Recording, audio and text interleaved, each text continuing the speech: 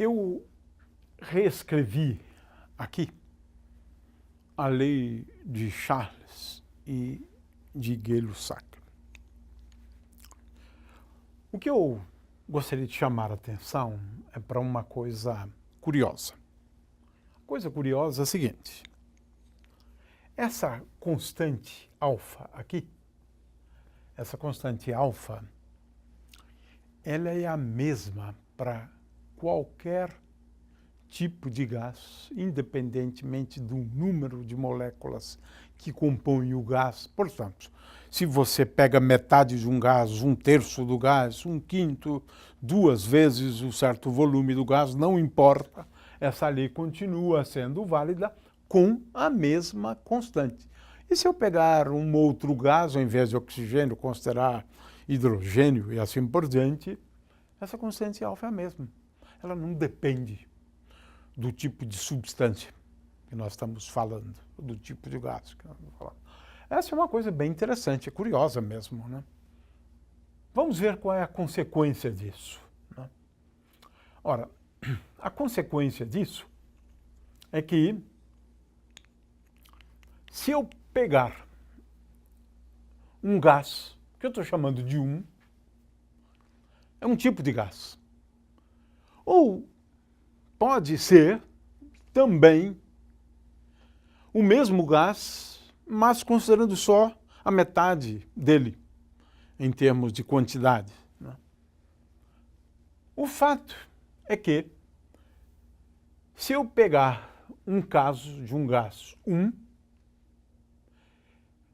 e eu agora colocar num gráfico PV versus T, esse gráfico aqui é o gráfico de uma função afim, cruza o eixo T num ponto que é T igual a 0, de forma que este valor aqui de PV, este valor é igual a C' vezes alfa. Se eu pegar um segundo gás, né, o gás que eu estou chamando aqui de 2, eu vou ter um gráfico da função afim, mas com um coeficiente linear diferente, inclinação, digamos assim, diferente, né? De forma que cruza aqui num ponto que é C, duas linhas, ou se quiser, C2, né, vezes alfa, né? Esse aqui então seria C1 vezes alfa nessa nova notação, né? Um gás 3, para T igual a 0 aqui eu obtenho C3 vezes alfa, e finalmente um quarto caso, C4 vezes alfa. Ou seja, essa constante C, né, que temos aqui, ou C', ela depende, né, esta aqui depende do gás, do tipo de gás, do que ele é composto, do número de moléculas e assim por diante. Então, depende do gás. Alfa não. Alfa é o mesmo. Para todos eles, essa é uma coisa que se percebeu logo. C' é o coeficiente angular, né? E C' vezes alfa é este valor aqui. Ora, alfa pode ser medido, porque eu estou falando aqui de determinar dois coeficientes, né, de uma função afim. Eu tenho que determinar este coeficiente e este coeficiente. O fato é que se percebeu logo que alfa é igual a 273,15 graus Celsius. Também resultados experimentais, estou falando sempre de leis empíricas, né? A pergunta que se poderia formular é a seguinte: e se eu baixar a temperatura, né? For baixando a temperatura? Bom, isso é uma hipótese só. Isso aqui que eu vou fazer é uma construção, porque obviamente a substância não vai permanecer um gás à medida que eu for baixando a temperatura. Além do que, essa aproximação certamente não vale para temperaturas muito baixas, né? O fato é que, pelo menos, a gente pode, digamos, extrapolar, né? Aqui sim se aplica a palavra extrapolar, né? E se eu, então, prolongar essas retas aqui? Prolongo a reta 1, prolongo a reta 2, prolongo a reta 3, prolongo a reta 4, e o que nós vamos encontrar aqui no prolongamento das retas é um ponto. É um ponto. Curioso esse ponto. Por quê? Ele corresponderia à situação na qual PV igual a zero. Isso é uma impossibilidade praticamente, né?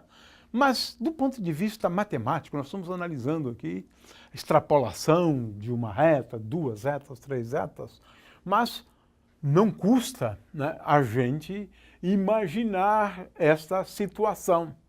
Ora, nesta situação, onde PV é igual a zero, corresponde, então, a T mais alfa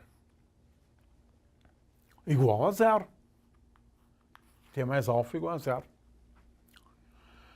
Ou seja, T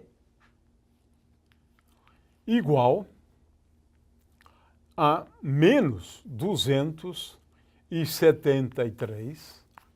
Às vezes a gente só usa 273 como uma aproximação, mas é menos 273,15 graus Celsius.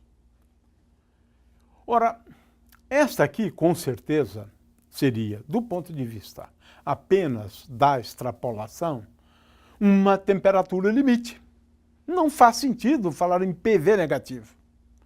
De forma que poderíamos pensar, então, só, claro, considerações simples. Eu estou falando aqui de extrapolação, né, de uma reta, né, duas, três, quatro, até onde elas convergem para um ponto aqui, né? Então, não faz sentido, só olhando para esse tipo de comportamento, mas isso é sempre verdadeiro, ou seja, não faz sentido temperaturas abaixo de menos 273,15 graus Celsius. Essa temperatura, portanto, é praticamente uma temperatura inatingível. É a temperatura, então, mais baixa que se poderia pensar. É claro que estou fazendo, de novo, uma análise extremamente simples, mas o que eu estou dizendo, por outro lado, é o que a gente sabe hoje ser a verdade, né? É claro que eu analisei só essa situação. Veja, PV igual a zero. Nunca vai acontecer PV igual a zero, né? Exceto em menos 273,15, mas isso é uma impossibilidade. O fato é que essa temperatura aqui seria a temperatura mais baixa, né, possível, olhando só para o comportamento. Ora, com isso nos inspira a introduzir uma nova escala de temperatura, né? Essa nova escala de temperaturas é o que nós chamamos de graus Kelvin, né?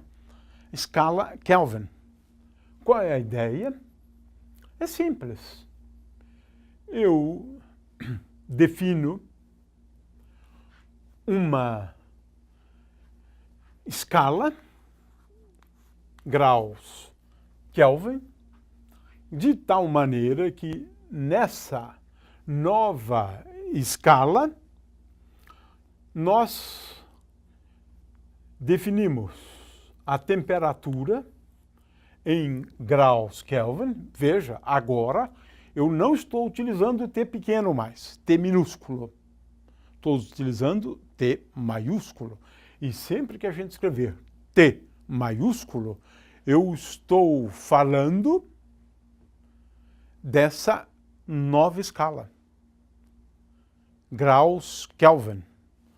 T nessa nova escala é igual a T, a temperatura em graus Celsius, claro que numericamente, né, mais 273,15 graus. Né?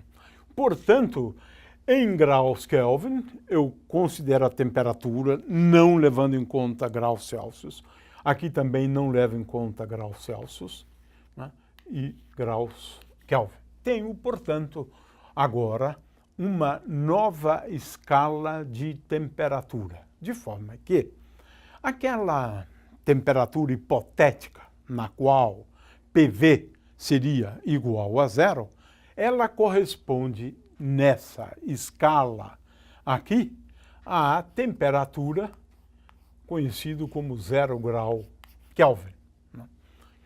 Essa é a temperatura, se sabe hoje, apesar de usarmos argumentos simples e não muito válidos, porquanto se tratava de uma extrapolação, essa é a temperatura que a gente não conseguiu, não consegue e não conseguirá atingir. Né? De forma que a temperatura é sempre maior do que 0 grau Kelvin, a despeito de termos conseguido nos aproximar muito do 0 grau Kelvin, mas nunca atingindo o 0 grau Kelvin. O fato é que temos agora uma nova escala.